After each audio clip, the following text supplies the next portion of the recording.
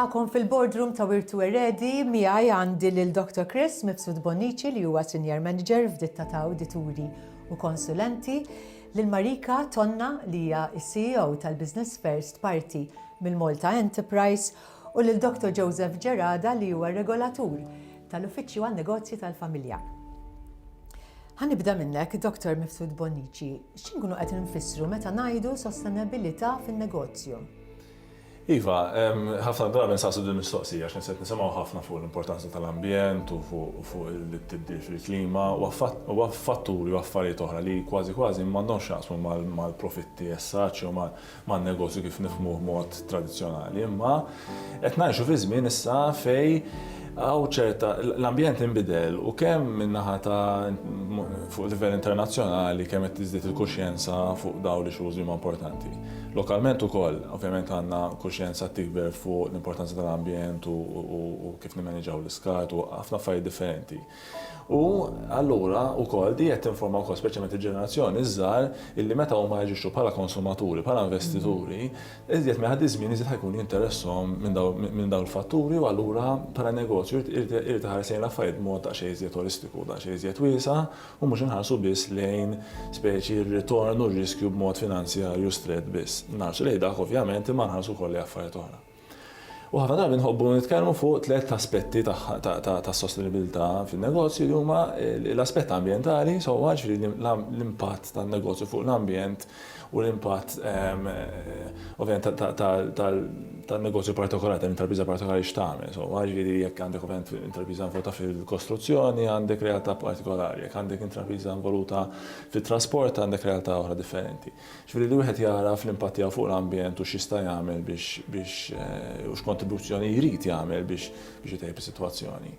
Għandek l-aspetti soċjali, jiġifieri ir-relazzjoni li l-intrapriża għandha mhux biss ma' min imexxija jew max-shareholders tagħha ma wkoll mal-ħaddiema tagħha, għandna joħorġu patterns differenti ta' xogħol u kif nirataw ma' ħaddiema forsi iżjed temporani jew ħaddiema internazzjonali u allura rridu nifhmu kulturalment aħna x'iridu nfissru kif idu naħdmu fin-negozju, kif idu nimmotivawhom biex jikontribwixxu għan-negozju tagħna. U wkoll għandek l-aspett tal-governanza, li huwa marbut ukoll li nħarsu b'mod iktar wiesa lejn kif immexxu l-intrapriżi tagħna, inħarsu li jkollna diversità ta' perspettivi, ġifieri jekk għandek bord ta' diretturi li għandek rappreżentanza ta' ġenerazzjonijiet differenti, irġiel u nisa ovvjament, ta' nies li għandhom ġejjin minn backgrounds li jistgħu joffru perspettivi differenti u jisfidaw il-perspettiva ta' xulxin. U hekk allura taf kif wieħed iħares lejn in-negozju b'mod iżjed holistiku kif għadna l-ewwel. Il-negozji tal-familja. Dan huwa kif kienet jgħid Dr. Mifsud Bonnici, dan huwa element illum il-ġurnata li qed nitkellmu ħafna fuq huwa importantissimu. Qed niġu fi żminijiet illum il-ġurnata tant hija importanti l-aspett ta' sostenibilità, speċjalment fl-aspett ambjentali tiegħu. Illi hemm anki regolamenti u direttivi li qegħdin jaraw li jassiguraw li jkun hemm ċertu responsabilità fin-negozju. Ġifieri l-mod kif inti qed tmexxi n-negozju kemm jista' jkun trid tħalli l-inqas impatt possibbli fuq l-ambjent. Ġifieri jekk inti tista' għal-mod tal-kelma forsi anki biex jifhmuna iktar telespettaturi, tuża karta riċiklata minflok toqgħod tuża karta li mhijiex riċiklata, hemmhekk qed tgħin tagħmel kontribuzzjoni tiegħek bħala negozju għas-sostenibilità. U anke qegħdin jgħinu wkoll il-branding tal-kumpanija għaliex illum il-ġurnata speċjalment il-konsumatur iż-żgħir kif qal Dr. Mifsud Bonnici jażel u jażel prodotti li huma environmentally friendly. Ekku. U kif qed tajt tajjeb inti irridu naraw ukoll id-domanda tas-suq. U din rajnija waqt il-pandemija wkoll, ġifieri kien hemm ħafna negozji li biex ikunu sostenibbli, ħanuża dik il-kelma, kellhom jibdlu anki il-prodotti li qegħdin jipproduċu biex jissodisfaw iktar id-domanda tas-suq. Kif qal tajjeb ukoll Dr. Mifsud Bonnici, sostenibilità tfisser ukoll li jkollok governanza tajba fin-negozju tiegħek ħalli inti jkun hemm il-kontinwità fin-negozju. Ġifieri li inti tara li hemm pożizzjonijiet li huma mimlija minn nies illi huma kapaċi jikkontribwixxu lil f'dak in-negozju ħalli long term ġifieri fit-tul ikun sostenibbli dak in-negozju hija xi ħaġa importanti ħafna wkoll.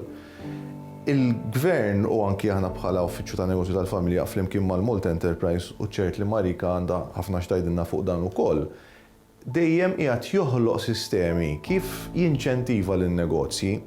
Hemm anki kompetizzjonijiet fejn nippremjaw il-dawk illi juru illi qegħdin jimplementaw sistemi li jgħinhom ikunu iktar sostenibbli bħala negozju. Marika, x'qed toffru? Aħna noffru ħafna inċentivi biex il-kumpaniji jsiru iktar sostenibbli. Hawnhekk forsi għandna ħin limitat ħansemmi 6 minnhom għax hemm ħafna iktar. Minnhom li huma affukati, pereżempju, hemm waħda l-construction industry. Kulħadd jaf li l-construction can be very, very polluting, allura hemm inċentiv biex in-nies li qegħdin fil-construction forsi jbidlu l-makkinarju u jagħmluh iħammeġ inqas. Hemm oħra li hija targeted għal retail.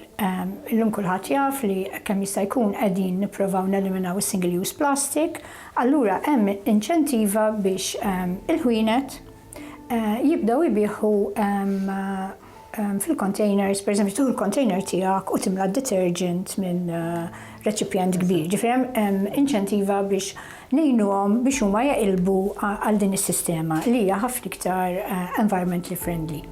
U mbagħad hemm sistema oħra li hija iktar għall azzjendi kbar għal dawk li jinvestu biex ibidlu l-makkinarju jew inkella jtejbu l-makkinarju biex jaħlu inqas enerġija. Dik hija skema oħra.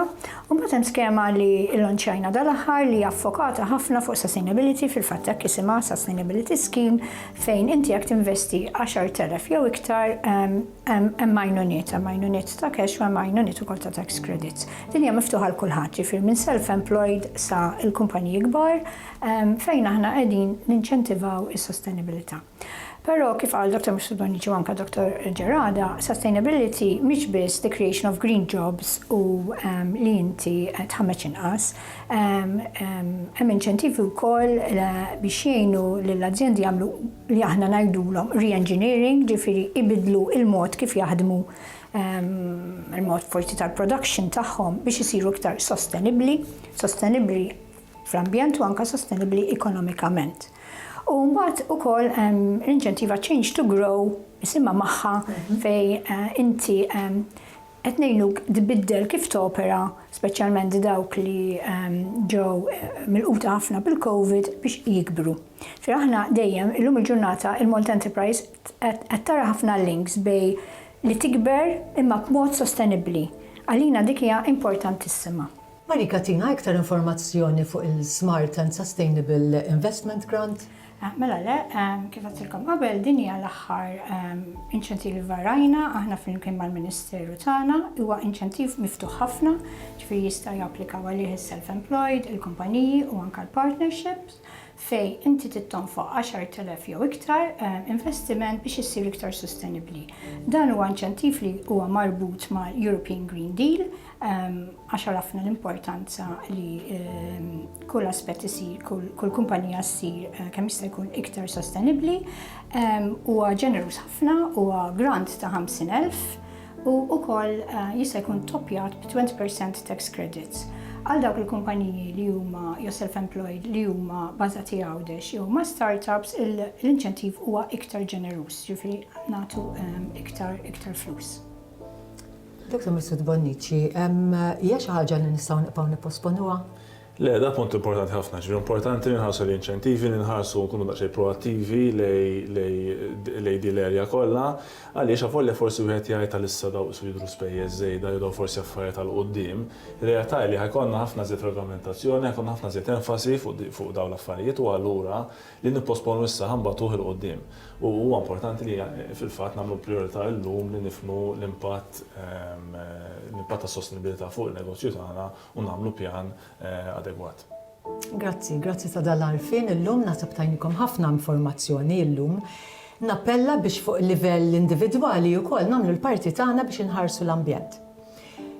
Ħanalqu hawnhekk. Nirringrazzja lill-kru, lil Josef Azzopardi għall-direzzjoni viżiva, lil David Azzopardi, produzzjoni u loġistika, u nirringrazzja lilkom tal-li segwejtuna. Nixtieq ilkom saħħa u kuntentizza. Grazzi l-sponsors personali tiegħi. Stefanias, Bata, Screen Hacker, Teoxen, Newme, O'Hare Opticians, Irtok Marlene Vassallo bi prodotti Max Factor, Plan H Healthy Eats,